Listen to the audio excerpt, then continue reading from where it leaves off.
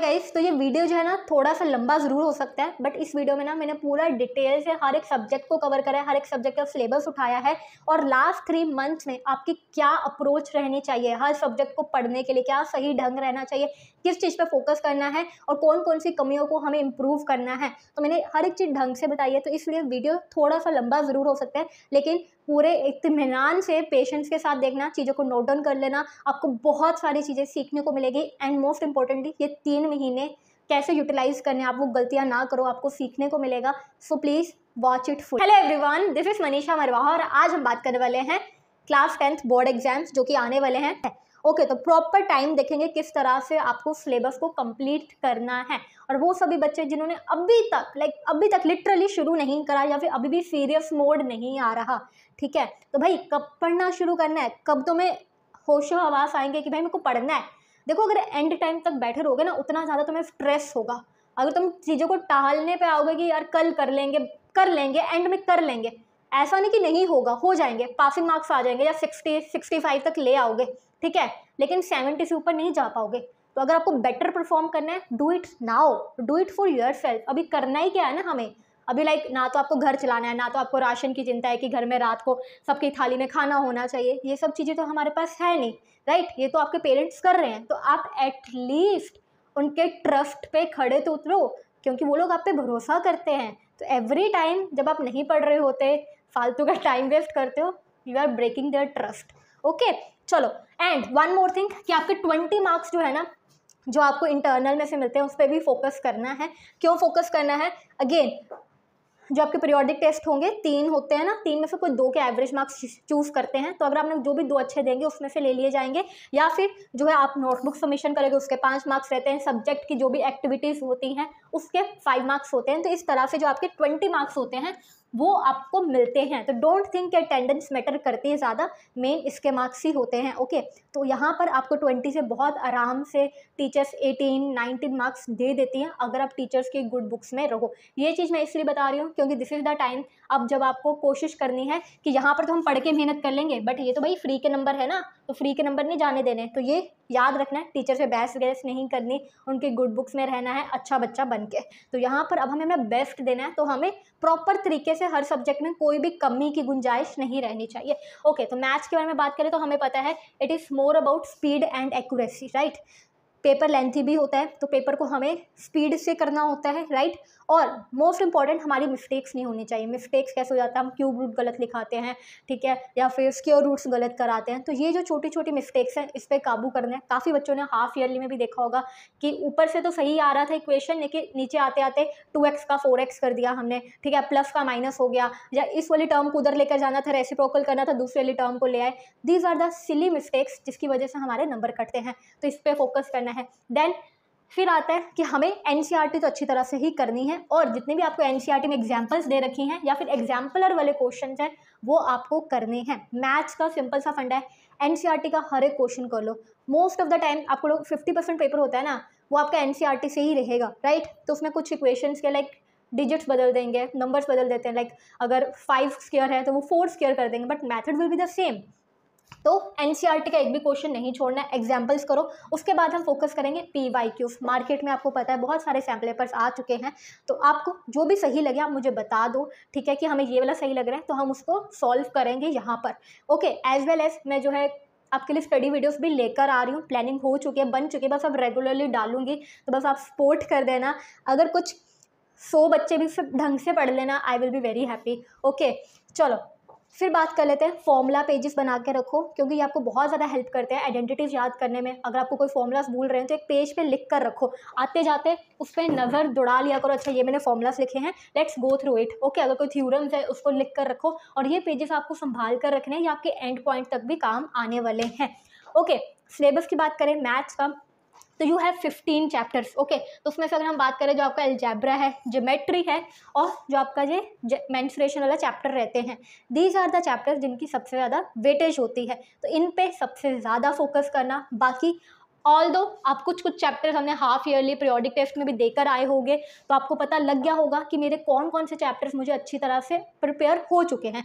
अगर नहीं हुए तो अभी जो ये छुट्टियां आने वाली है, जैसे दिवाली की आएगी, ठीक है, या जो भी फेस्टिवल हॉलीडेज आने वाली है बीच में, उसमें जो ऑलरेडी हम हाफ ईयरली में देकर आ चुके हैं ना, उनको अच्छी तरह से कंप्लीट करके रैप अप कर दो कि ये चैप्टर्स मेरे अच्छी तरह से हो चुके हैं। ओके, नाउ अब करना क्या, अगर आप ओवरऑल चैप्टर देखो, वो बच्चे जिन्होंने बिल्कुल भी नहीं लाइक पढ़ा, राइट, तो वो बच्चे क्या कर सकते हैं, उनके लिए वी कैन से कि वी हैव 15 चैप्टर्स। ओके, तो 15 चैप्टर्स को भी अगर आप 1 वीक मैक्सिमम लगाते हो ना, this is the maximum time जो मैं आपको दे रही हूँ, तब भी आपका जो पूरा का पूरा सिलेबस है ना, वो 3 महीने या 3.5 महीने में मैक्सिमम खत्म होगा। ओके, बट आपको पता है 1 वीक भी नहीं लगता है एक चैप्टर को, मैक्सिमम किसी चैप्टर्स पे होंगे 1 वीक, तो लगभग अगर आप 1 हफ्ता हर चैप्टर को डेली, ठीक है, 1 हफ्ते की बात कर रही हूँ मैं, डेली भी नहीं कह रही कि डेली 1 आवर देना, जिस दिन आपको टाइम मिला उस दिन दे दो। Okay, so this is the strategy for maths कि हमको किस पे फोकस करना है सबसे पहले।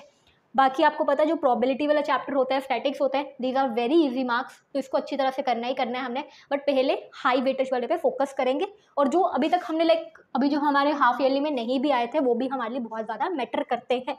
Okay, now coming to the science. Okay, तो साइंस की अगर हम बात करें तो फिजिक्स में आपके कॉन्सेप्ट बहुत ज़्यादा मैटर करते हैं। लाइट वाला चैप्टर है, इलेक्ट्रिसिटी वाला चैप्टर है, मैग्नेटिक फील्ड वाला चैप्टर है, सब में कॉन्सेप्ट बहुत ज़्यादा मैटर करते हैं, तभी आप वो चीज़ लिख कर आ पाओगे, डेफिनेशंस देकर आ पाओगे। और यहाँ पे डेफिनेशंस बहुत ज़्यादा मैटर करती हैं, जैसे कि 1 वोल्ट क्या होता है, 1 एम्पेयर क्या होता है, you should know that. Okay, light की बात करें तो वहाँ पर डायग्राम्स, आपके जितने भी रे डायग्राम्स होंगे सही होने चाहिए, वो चीज़ मैटर करती है। कॉन्सेप्ट आपके सही होने चाहिए, अगर कॉन्सेप्ट आपको समझ आ जाएगा, न्यूमेरिकल्स निकलने ही निकलने हैं। अगर न्यूमेरिकल्स नहीं होते तो आप टाइम बिन के लिए उसको थोड़ा साइड पे कर दो, बाकी कॉन्सेप्ट पे फोकस करो। ओके, फिर आता है हमारे पास बायोलॉजी।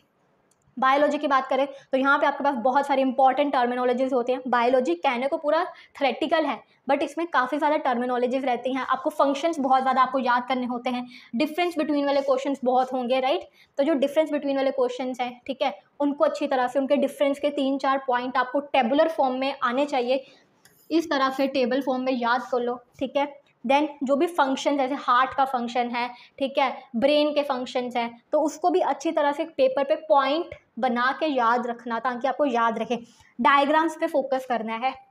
ओके, देन केमिस्ट्री की अगर हम बात करें तो केमिस्ट्री में आपकी रिएक्शंस मैटर करती हैं, राइट, और क्योंकि प्रॉपर्टीज जैसे मेटल, नॉन मेटल वाला टॉपिक है, आपको चैप्टर है, कार्बन एंड कंपाउंड्स हैं, तो इन सब में क्या रहेगा, आपको प्रॉपर्टीज़ आएंगी, फिजिकल प्रॉपर्टी क्या होती है, केमिकल प्रॉपर्टी क्या होती है, उनके यूजेस क्या है, तो ये क्वेश्चन भी आ जाते हैं आपको। ओके, तो अगर हम इसकी बात करें साइंस की, तो साइंस में आपको 13 चैप्टर है, this is your science syllabus, जिसमें से आपको ये केमिकल इक्वेशन आ चुका होगा, एसिड बेस वाला आ चुका होगा एग्जाम में, ठीक है। देन यहाँ से लाइफ प्रोसेस आ जाता है, इधर से लाइट, ह्यूमन आए, ठीक है, तो ये आपके कुछ चैप्टर्स हो रखे होंगे, ऐसा मैं मान के चलती हूँ। अगेन, जिसने अभी तक कुछ नहीं पढ़ा तो उन लोगों का तो पूरा ही पढ़ा है। ओके, तो यहाँ पर भी आपके पास 13 चैप्टर्स हैं टोटल, तो अगर आप ये 13 चैप्टर्स को अगेन 1 वीक देते हो ना, तो ये आपके बहुत आराम से दिसंबर तक ख़त्म हो जाएंगे, दिसंबर एंड तक 1 वीक 1 चैप्टर, बहुत ईजी बात है।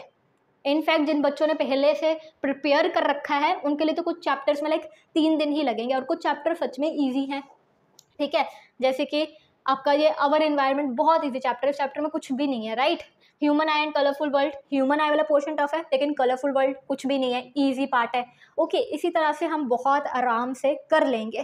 प्लान करने बस आपको कि 1 वीक में एक चैप्टर तो टारगेट होना चाहिए, हर सब्जेक्ट का खत्म होना चाहिए, and this is the maximum. कोशिश करो कि आप 4-5 दिन में ही एक चैप्टर को निपटा दो। ओके, अब यहाँ पे मैं आपको कोई भी वो शेड्यूल टाइम टेबल नहीं दे रही, बिकॉज अगर आप वैसे चलोगे तो फिर कुछ ना कुछ गड़बड़ रहती है कि हमारे घर में ये फंक्शन आ गया या कुछ हो गया, नहीं हो पाता। तो एटलीस्ट इतना टारगेट रख के चलो कि एक चैप्टर होना चाहिए। ओके, अब सोशल साइंस की अगर हम बात करें तो सोशल साइंस में सबसे ज़्यादा टफ होती है, मुझे ऐसा लगता है, हिस्ट्री, ठीक है, then you have geography, economics and civics. Civics सबसे ज़्यादा ईजी, राइट, मतलब ईजी मतलब इन द सेंस आप अंडरस्टैंड कर लेते हो, समझ आते हो, याद हो जाता है। फिर इकोनॉमिक्स आता है, तो कुछ इस तरह सा हमारा रेंज होता है। सोशल साइंस की बात करें तो आपकी आंसर राइटिंग बहुत ज़्यादा रोल प्ले करती है। और आपको हाफ ईयरली एग्जाम में भी पता लग गया होगा कि आपने कहाँ कहाँ मिस्टेक्स करी हैं, तो वो चीज़ें हमको इम्प्रूव करनी है। अगर आपने अपने फ्रेंड्स की या टॉपर क्लास की देखी होगी शीट की, उसने कैसे प्रेजेंट करा आंसर, तो उससे भी आपने सीखा होगा कि ये गलतियाँ मुझे नहीं करनी, उन चीज़ों को हमको इम्प्रूव करना है। दूसरा होता है कि यार हमको पॉइंटर्स पे काम करना है। सोशल साइंस में क्वेश्चंस को पैराग्राफ में नहीं याद करना, पॉइंट्स में याद करो, कीवर्ड्स पे फोकस करो, ठीक है। और ये आपको हेल्प करेगा रिमेंबर, याद रखने के लिए, इजीली मेमोराइज करने के लिए। और पढ़ने का एक सबसे इजी तरीका क्या होता है सोशल साइंस, कि आप हमेशा स्टार्ट करो मीडियम क्वेश्चन से। ऐसे कि हमको पता है हिस्ट्री का बहुत ज़्यादा मतलब लेंथी सिलेबस होता है, वास्ट होता है, और याद भी बहुत कुछ करना होता है। तो स्टार्ट विद द मीडियम, जो वेरी शॉर्ट क्वेश्चन नहीं होते उनसे नहीं स्टार्ट करना, जो शॉर्ट क्वेश्चन होते हैं ना जिसमें इतना इतना होता है, तो वहाँ से स्टार्ट करो। वहाँ से क्या आपको चैप्टर का नॉलेज पता लग जाएगा, फिर जाओ लॉन्ग क्वेश्चंस पे, क्योंकि जब आपने वो वाले क्वेश्चन पढ़ लिए ना तो उससे आपको आइडिया भी लग जाएगा कि लॉन्ग क्वेश्चंस वही जो शॉर्ट वाले क्वेश्चन है उन 4-5 को मिला के लॉन्ग क्वेश्चन बन जाता है। Then come to very short question. जब आप वेरी शॉर्ट पे आओगे ना फिर, तो आपके जो छोटे छोटे फैक्ट होंगे, बेसिस होंगे, जैसे कि डेट्स वगैरह होती हैं, कुछ रूल्स होते हैं, तो वो आप ऑलरेडी इन दोनों में पढ़ चुके होंगे, तो वहाँ पे आपको ज़्यादा दिक्कत होगी नहीं। और जो थोड़ा बहुत यहाँ पे छूटा होगा वो आप वहाँ पे पढ़ लेंगे, राइट। तो कुछ इस तरह की अप्रोच आप फॉलो कर सकते हो, पहले शॉर्ट क्वेश्चन, फिर लॉन्ग क्वेश्चन, फिर वेरी शॉर्ट क्वेश्चन, फिर समरी ज़रूर बनाया करो, एसएसटी की इम्पॉर्टेंट है, राइट। यहाँ पे आपका जैसे कोई भी चैप्टर है, हिस्ट्री का नेशनलिज्म पढ़ रहे हो, डेट्स लिखो, उसके जो जो इम्पोर्टेंट लाइक रूल्स थे उनको मेंशन करो, ठीक है। और सब हेडिंग्स या पॉइंटर्स में लिखा करो, याद रहने में आसानी होती है। नहीं तो अगर पैराग्राफ में लिखोगे या फिर अगर लिखोगे ही नहीं, कुछ बच्चे तो सिर्फ बुक से पढ़ लेते हैं तो भी दिक्कत होती है। अगर बुक से भी पढ़ रहे हो तो हाईलाइट, ठीक है, ताकि जब आपको एंड पॉइंट पे रिवीजन करना रहे ना, क्योंकि रिवीजन के लिए तो हम एवरी डे पूरी बुक नहीं पढ़ेंगे ना उस चैप्टर को, तो हम उस हाईलाइटेड पॉइंट को पढ़ ले और हमारे दिमाग में स्ट्राइक करें कि या ये चीज़ है, ओके। आई नो कि वीडियो थोड़ा सा लंबा हो रहा है, बट मैं हर चैप्टर को एक्सप्लेन हर सब्जेक्ट को लेकर चल रहे हैं, दैट इज़ वाई वीडियो लंबा हो सकता है, but this is for you, okay. अब यहाँ पे हम बात कर लेते हैं कि ये जो आपके जो है एसएसटी का सिलेबस है, राइट। जैसे कि rise of nationalism in Europe, nationalism in India, सभी चैप्टर्स बड़े हैं, तो इट विल टेक 1 वीक। तो यहाँ पर हम डिसाइड कर लेते हैं कि हमको इसमें तो ठीक है 1 वीक का टारगेट लेके चलेंगे, इसको भी 1 वीक में ख़त्म करना है, ओके। इसी तरह से अगर आप ज्योग्राफी में भी देखोगे तो ज्योग्राफी अगेन हैज़ कुछ छोटे चैप्टर्स हैं, जैसे कि फॉरेस्ट एंड वाइल्ड लाइफ है, वाटर रिसोर्सेज है, बट एग्रीकल्चर इज बड़ा वाला चैप्टर, ठीक है। मिनरल एंड एनर्जी रिसोर्सेज बड़ा, रिसोर्स एंड डेवलपमेंट, ठीक है। तो हमको क्या फोकस करना है अगेन कि 1 वीक में 1 चैप्टर करना ही करना है, ओके। तो यहाँ पे अगर आप एसएसटी में देखोगे तो आपके पास 21 चैप्टर्स आ जाते हैं टोटल। तो यहाँ पे आपको अगेन फोकस आपका ये होना चाहिए कि जो भी आपके पास सैटरडे संडेज आ रहे हैं ना, या जो भी आप बीच में आपको हॉलीडेज मिलने वाली है, अभी विंटर वेकेशन आएंगी, फेस्टिवल हॉलीडेज आएंगी, इन सब में आपको टाइम वेस्ट बिल्कुल भी नहीं करना, राइट। इन सब में आपको अगर आप 8 घंटा मैक्सिमम नींद ले लेते हो, 4 घंटे का आपने ब्रेक ले लिया, आप घूमने गए हो, ठीक है, मूवी देख रहे हो, 4 घंटे में आपको होमवर्क मिला है, प्रैक्टिकल्स करना है, whatever you wanted to do, still you have a good amount of 8 hours, okay. और 8 घंटे बहुत ज़्यादा टाइम होता है अगर आप इसको ढंग से यूटिलाइज करें, राइट। तो ये जो 8 घंटे हैं इसमें आपका जो टाइम है प्रॉपरली यूटिलाइज होना चाहिए। जो टाइम आपको लगता है या जो मेरे चैप्टर छूट गए उसको हम करेंगे, ठीक है। ऑल दिस के 21 चैप्टर हैं, बट हमने काफ़ी कुछ कर भी रखा है, और अगर हम अपने दिमाग में लेकर चलेंगे I have to do, then you will do it. बस यही टारगेट रख के चलो कि यार मुझे जल्दी से जल्दी निपटाना है, okay. Then we have English. English के बारे में बात करें तो इंग्लिश का आपको पता है लास्ट 2-3 ईयर जैसे कोरोना के बाद से तो पेपर पैटर्न काफ़ी ज़्यादा बदल चुका है। आपको जो अनसीन पैसेजेस वगैरह आते हैं तो उसका थोड़ा सा लेवल हाई हो चुका है, तो इट्स बेटर कि आप जो न्यूज़पेपर थोड़ा सा पढ़ा करो, आपकी रीडिंग स्किल्स इंप्रूव होगी, आपकी वोकैब इंप्रूव होगी, which will again help you in writing session, grammar में आपको हेल्प करेगा। तो अगर आपको टाइम मिलता है you should do that, 10 minutes तो आप एटलीस्ट दे सकते हो, ओके। पैसेजेस पे भी अगेन जब आप अलग अलग तरह की बुक रीडिंग करोगे, fiction, science fiction, non fiction, factual based, तो आपके पैसेजेस भी स्ट्रॉन्ग होंगे। जब आपको पैसेजेस आएंगे एग्जाम में तो आपकी पकड़ ज़्यादा अच्छी हो जाएगी इसको डिकोड करने की, नहीं तो डिकोडिंग ईजिली नहीं हो पाती, हमें समझ ही नहीं आता, हमारा बहुत ज़्यादा टाइम उस चीज़ में वेस्ट हो जाता है, राइट। लिटरेचर तो हम कर ही रहे हैं, जितने भी हमारी जो बुक्स हैं उनको हम properly time to time revise करेंगे। एंड इंग्लिश की अगर हम बात करें तो आप you can do a chapter in 20 minutes, है ना।